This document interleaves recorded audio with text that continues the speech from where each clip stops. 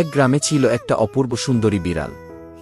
সবাই তাকে কি রানী মিউমিউকে বলে ডাকত। একদিন সে মাঠে ঘুরতে ঘুরতে দেখতে পেল একটা অদ্ভুত সুন্দর পাখি। পাখিটা রঙে রঙে ভরা, ডানায় ছিল ঝলমলে পালক, যেন রংধনুর টুকরো।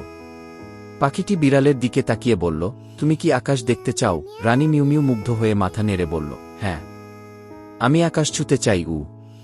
পাখিটা বলল, তাহলে চলো, আমার পিঠে উঠে বসো। সুন্দরী বিড়ালটি ধীরে ধীরে পাখির পিঠে উঠে বসল। আর তারপর তারা দুজনে মিলেই উড়াল দিল আকাশের দিকে। তারা মেঘের উপর দিয়ে উড়ল, তারা দেখল রংধনু, তারা দেখল সূর্য হাসছে, চাঁদ লুকোচুরি খেলছে। মিউমিউ বলল, আমি আগে কখনো এত সুন্দর কিছু দেখিনি। পাখিটা হেসে বলল, কারণ তুমি সাহস করেছিলে স্বপ্ন দেখতে গিয়ে। তারা রাত পর্যন্ত উড়ে বেড়াল। তারপর পাখি মিউমিউকে আবার গ্রামের মাঠে নামিয়ে দিল। সবাই অবাক হয়ে দেখল, রানী মিউমিউর চোখে এখন এক আকাশ স্বপ্ন, আর মুখে এক রহস্যময় হাসি।